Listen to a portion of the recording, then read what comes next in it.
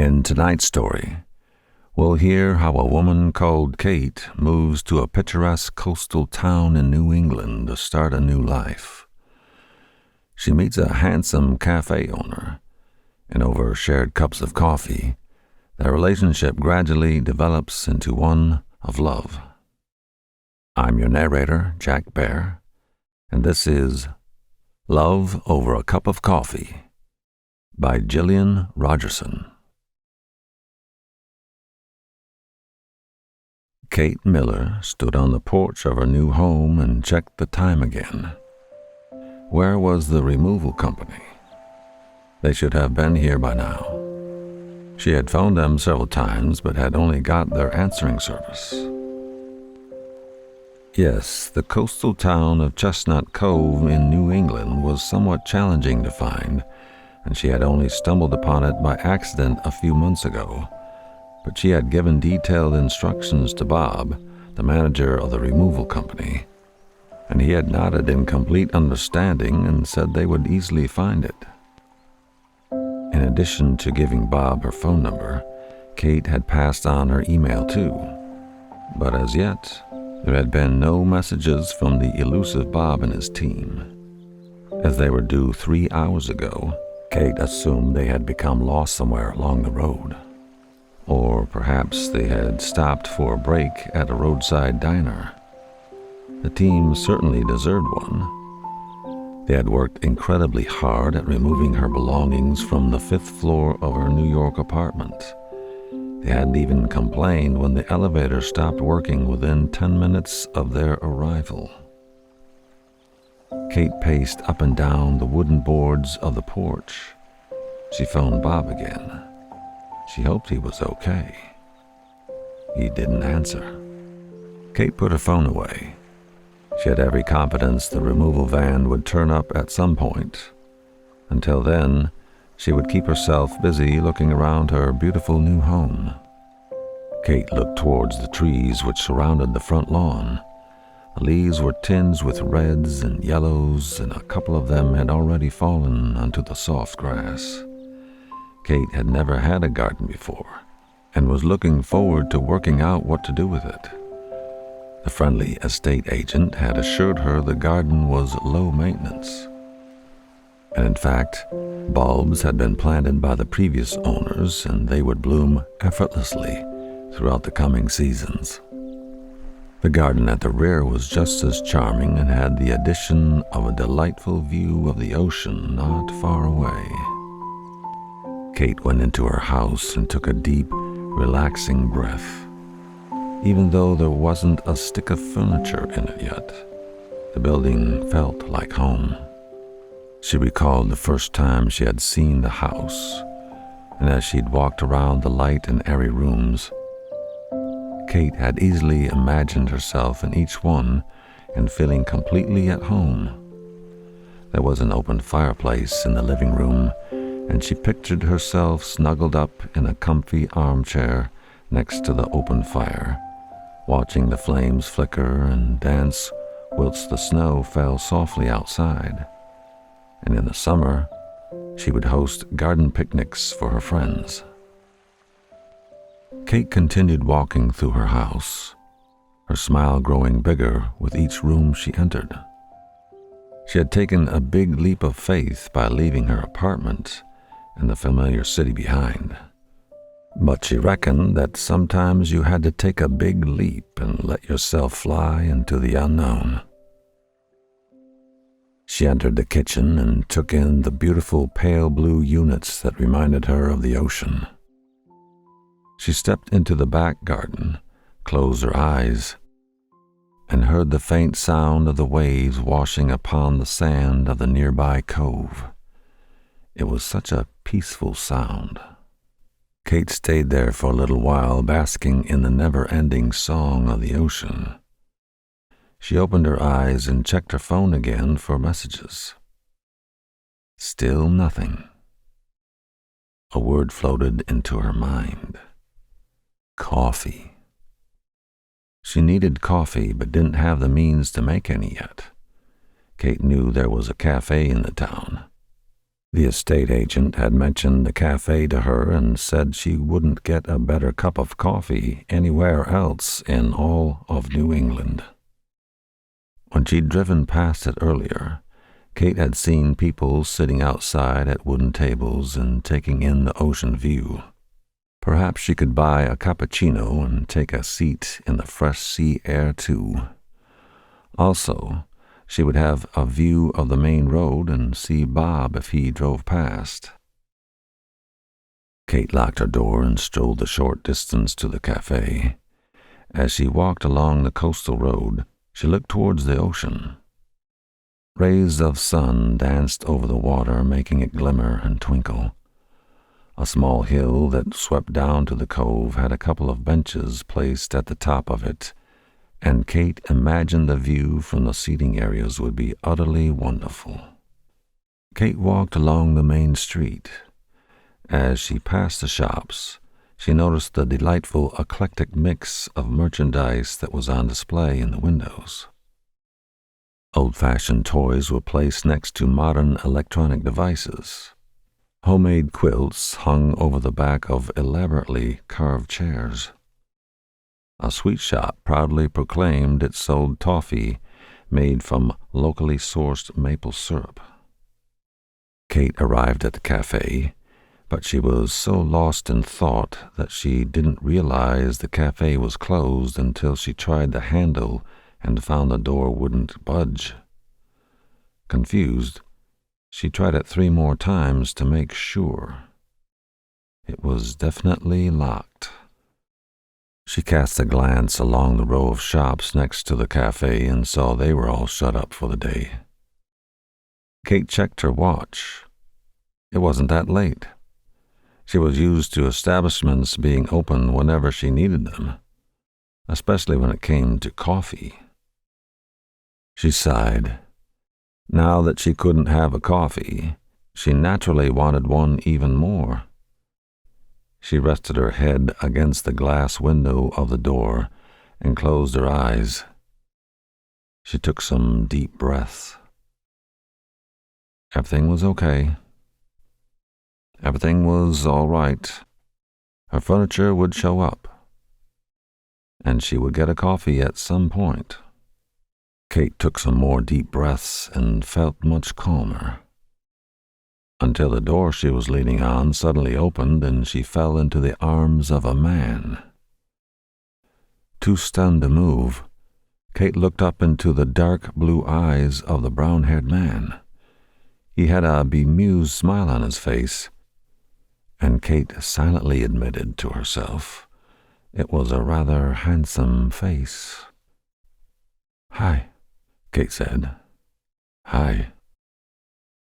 His voice was deep and filled with warmth. "I fell through your door." "I know. I caught you." The man smiled. "And you're still in my arms." Kate flushed and averted her gaze.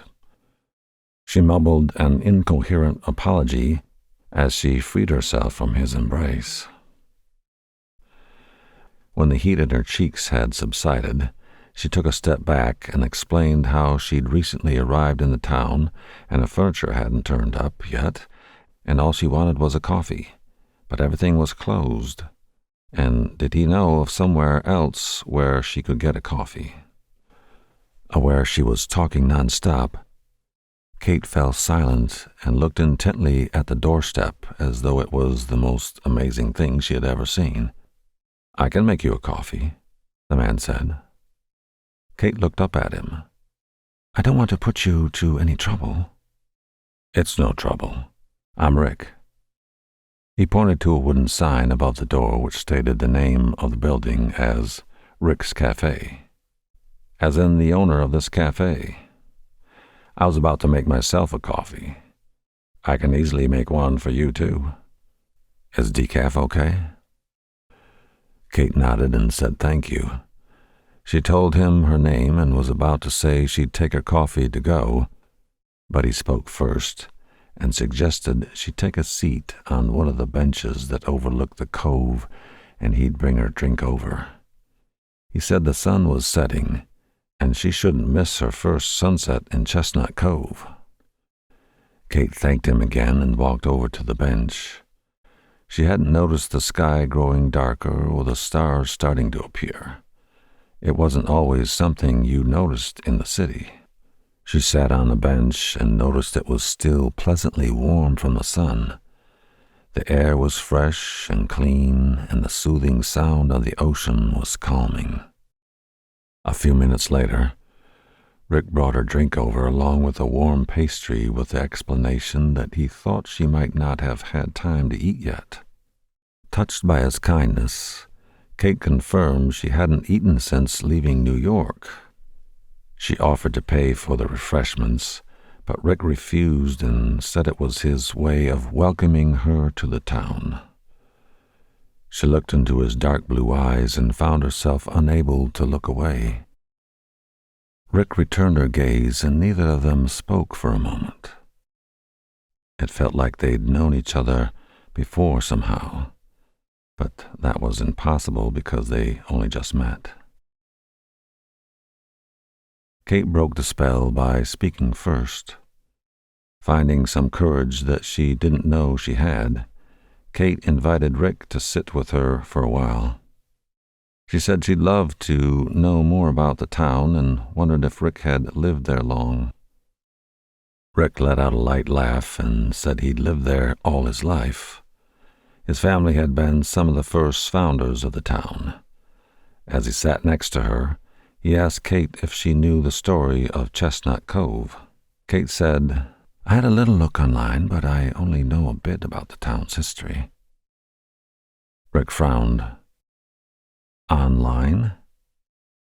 Do you mean the internet thing that I've heard people talk about? The World Wide Net? Or something like that?" Kate's eyes widened in surprise. Rick continued, "We don't have the internet here. You should hear the complaints I get at my café when people ask for a code for the internet. I think it's called a Wi-Fi code, but I might be wrong." "But I need the internet for my work," Kate said. She saw the twinkle in his eyes and broke into a smile. "Oh, you're joking. You really had me there." "Sorry, I couldn't resist. We have excellent internet coverage here. In fact, I have a website for my cafe." "What work do you do, Kate?" With a smile, she told him she designed websites, to which he said she should have a look at his site and see if it could be improved. They began to talk about their lives, and their conversation was easy and free-flowing. Rick explained how his ancestors came upon the coastal area by accident when they were on their way to a settlement further north. He said they had fallen in love with the cove and its surrounding land, and so decided to set up homes here instead. Kate said softly, "I found this place by accident, too." Sensing there was more to her story, Rick asked where she was going when she happened upon Chestnut Cove. "I wasn't heading anywhere," Kate confessed. "About 3 months ago, I woke up one day and had a feeling that I needed to get out of the city. I got in my car and set off. I wasn't thinking about where I was going. I remember that day clearly. The sun was shining, I had my car window down, and my favorite songs were playing. I felt light and carefree. I saw a line of beautiful chestnut trees lining a road that veered off to the right. I followed the trees, and somehow I found myself here in this lovely town. I'm still not sure how." Rick nodded and said sometimes you had to let your mind take a back seat and just go with the flow. He laughed at his words and hoped Kate didn't think him a fool for saying them. "I don't think you're a fool at all," Kate said as she got caught up in his eyes again. He cleared his throat and said, "I'm glad you found our town. I know you'll be happy here. You'll soon make friends with everyone." Kate said she wasn't sure about that and could be quite shy at times. A knowing smile alighted on Rick's face. This is a friendly town, and it has more celebrations and festivals than any other town I know. There always seems to be a reason for folk to get together, and you'll find yourself mingling with the other residents before you know it. He picked a minuscule piece of lint from his jeans. And if you wanted to, you could join me at some of the festivals. I'm free most of the time, but only if you wanted to. I would like that. Thank you. I'm free most of the time, too. The sky darkened and more stars appeared. The reflection of the full moon danced across the gently undulating waves of the serene ocean. When Kate said she'd never seen so many stars, Rick pointed out the constellations and the stories behind some of them. His deep voice was so deep and melodic that Kate found herself growing pleasantly sleepy. She tried to stifle a yawn, but not successfully. Rick noticed and said, "I've kept you too long. You must have 100 things to do. Let me take your empty cup for you. Would you like me to walk you home? I don't mind." Kate handed him the coffee cup. "Thank you, but I'll be fine. It's not that far. Thanks for the drink and food. Perhaps I can call into your café soon and take a look at that website of yours." "Or you can just come in for coffee." Rick smiled warmly at her. They stood up and walked back to the main road. They said their goodbyes, and Kate began to head back to her house. She peeped over her shoulder and saw Rick watching her, a smile still on his face. She gave him a wave and carried on walking. She wondered if her furniture had turned up yet. It would be great if she could sleep in her bed tonight. As she turned the corner, she saw her furniture had indeed arrived. But, of course, she hadn't been there to let Bob and his team into the house, and her entire belongings were stacked neatly along the path and around her garden. A note was pinned to the front door. Kate negotiated her way around the boxes and wrapped furniture. She read the note from Bob, and it explained he'd become impossibly lost along the way and had managed to lose his phone signal, too. He apologized profusely and told Kate to phone him the following day, and he would come back with his team, and they would take her possessions into her home. Kate smiled at the note. She was glad Bob had been delayed because it led to her meeting Rick and sharing an evening with him sitting on the bench and watching the sunset. It had been quite magical. Perhaps there was a certain kind of magic in the air in Chestnut Cove. In which case, she wished the magic would wrap itself around her belongings and transport them into her house because she was too tired to pick up anything. Knowing she couldn't sleep on the floor, Kate managed to take a few blankets and a pillow into the house. She also collected her nightclothes and some toiletries. She was too weary to make the short journey up the stairs, so she set up a sleeping area in the living room instead. As she snuggled down under the warm covers, her thoughts were of Rick and his dark blue eyes. She soon fell into a deep slumber. It felt like only minutes later that she was woken by a commotion outside. Thinking it was Bob and his team, Kate pushed the blankets off herself and hastened outside. She didn't want Bob to think she wasn't in. But it wasn't Bob. A dozen or so people were milling about her garden and looking at her furniture. When they saw Kate, they called out a chorus of cheerful hellos. An older woman stepped forward and said they were Kate's neighbors. Her name was Lisa, and she had lived in the house next door for well over 30 years. After welcoming her to the town, Lisa said, "We saw your belongings scattered all over your lawn and knew we couldn't leave you to carry these heavy items inside yourself. We could help you, but we don't wish to intrude. Perhaps you've got a husband who's inside or a boyfriend." She peered into the house, her eyes looking left and right. Kate shook her head. "There's no one else here, just me." "And no one will be joining you later?" "No." Lisa looked over her shoulder and said to someone, "I told you she was single. That's what Ernie told me when he sold her the house." The person she was talking to stepped sheepishly forward. It was Rick. He shook his head at Lisa and said it was only a passing comment he had made about Kate to Lisa, and he wasn't being nosy. He looked at Kate and smiled. "Morning. Did you sleep well? Nice pajamas." His eyes glittered in gentle teasing.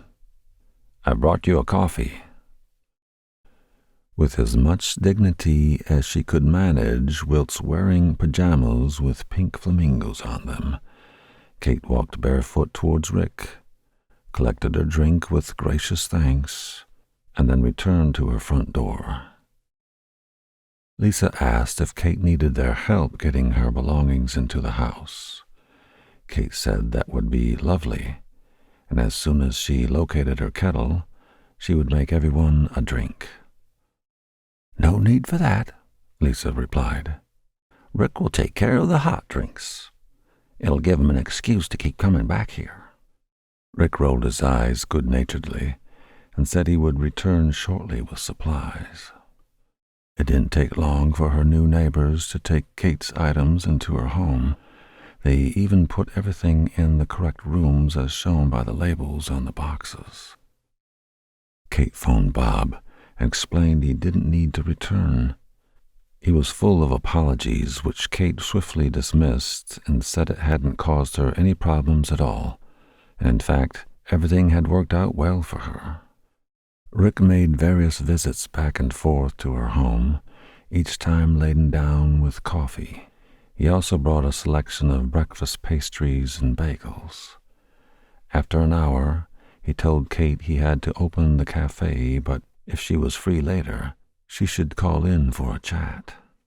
In what seemed no time at all, Kate's belongings were all in place. She thanked her neighbors many times before finally closing the door.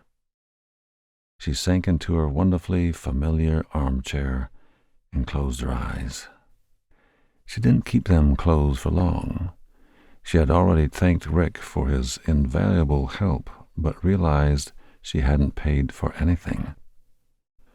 Somewhere in the back of her mind, she recalled him saying he would meet the cost of everything as a welcoming gift.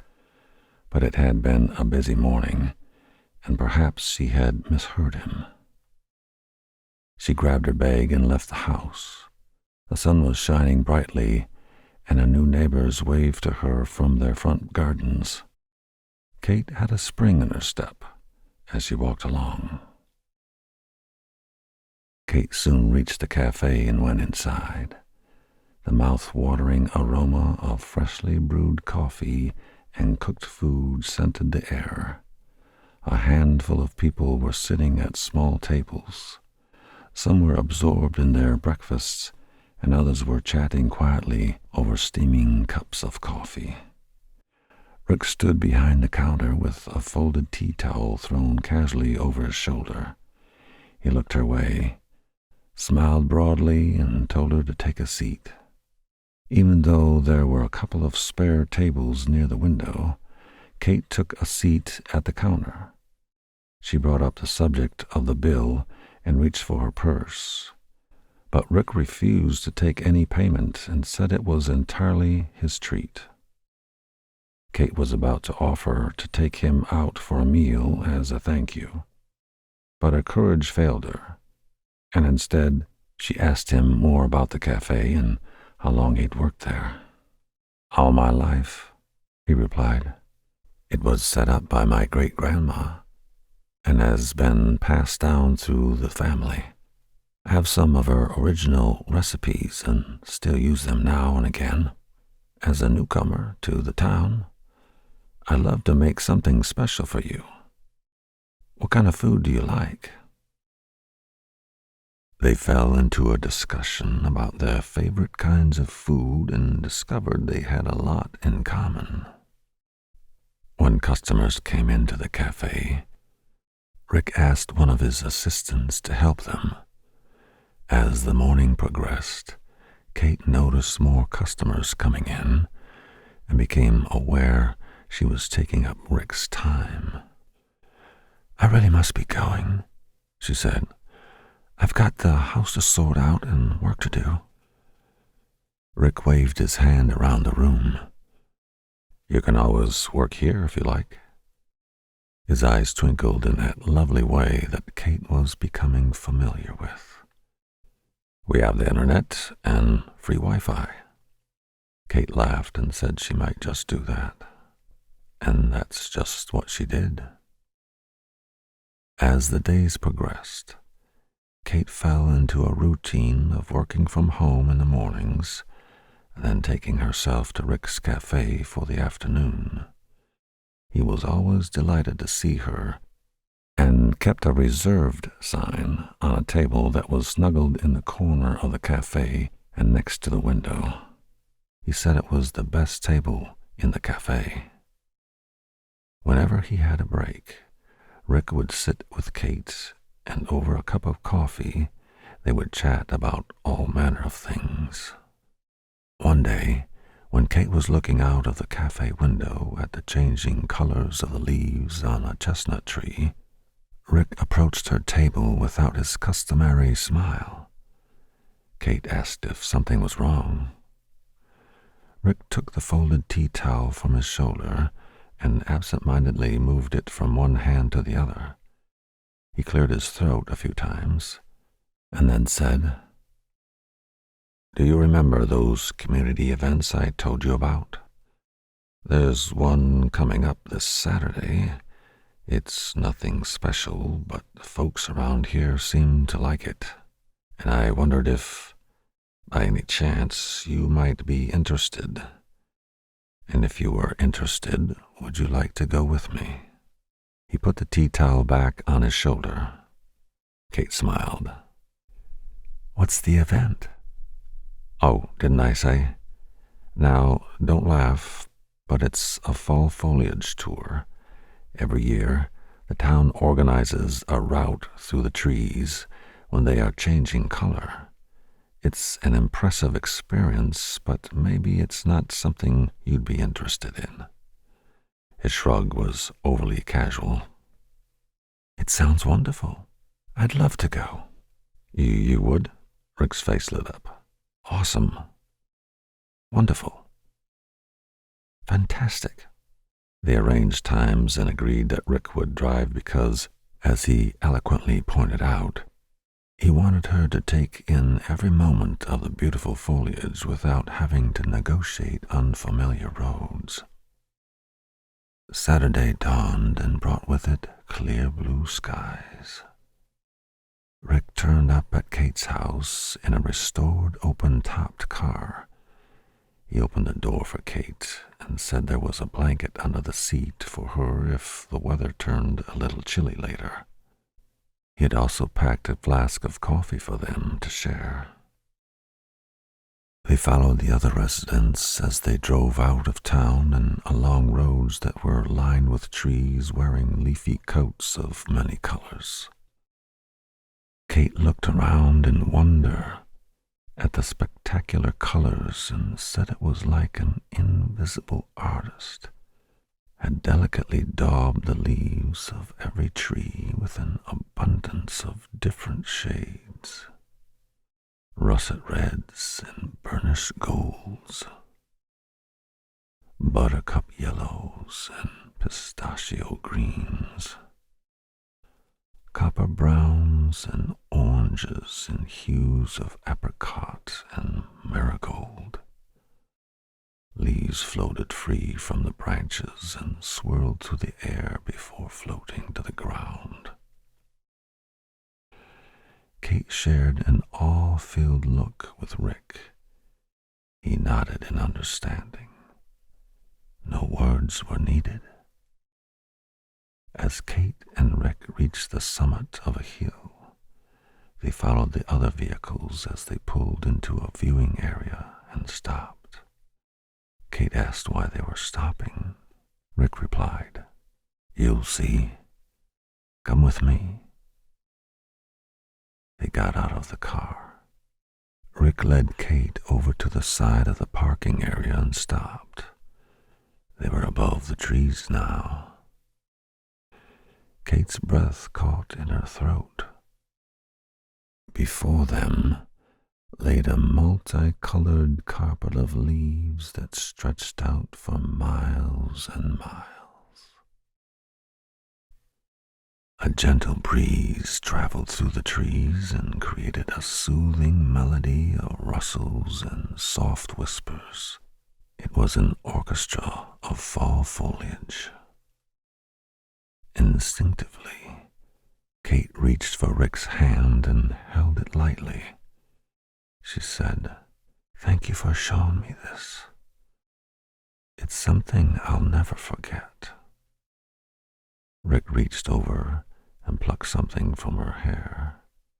He held it out and said it was a maple leaf, and catching a falling leaf, even in your hair, was supposed to bring a person good luck.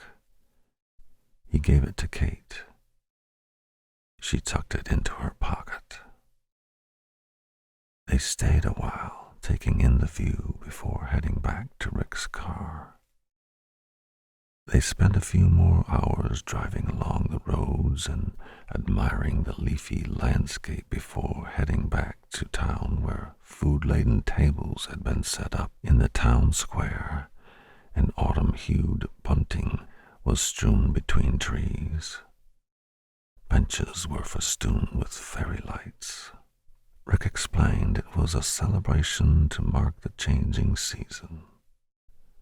Kate looked around the square. "This is amazing." "You haven't seen what happens at Halloween yet," Rick said with a smile.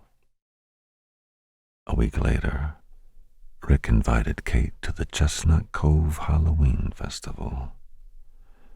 It felt only natural to hold hands as they strolled along the decorated streets.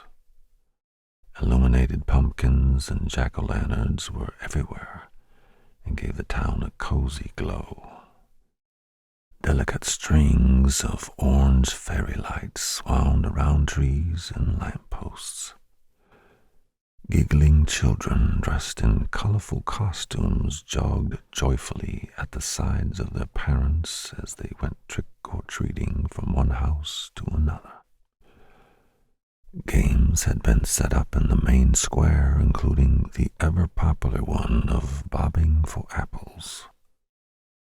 Rick had promised to open his café to the public, and even though he insisted Kate join in with the outdoor festivities, she went into the café with him around to his side of the counter.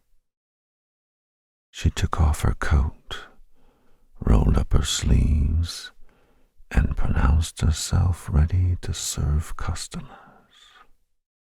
With those deep blue eyes gazing into hers, Rick said, "You need one more thing." He took a clean tea towel from the drawer, folded it in two, and tenderly placed it over her shoulder.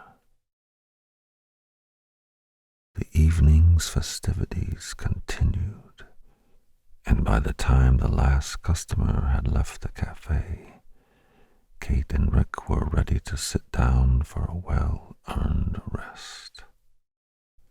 Rick had a suggestion. He made them both a hot cup of decaf coffee, took Kate's hand, and led her out of the café and over to the bench where they had taken a seat on the first night they'd met. A couple of pumpkins at the side of the bench provided a soft light.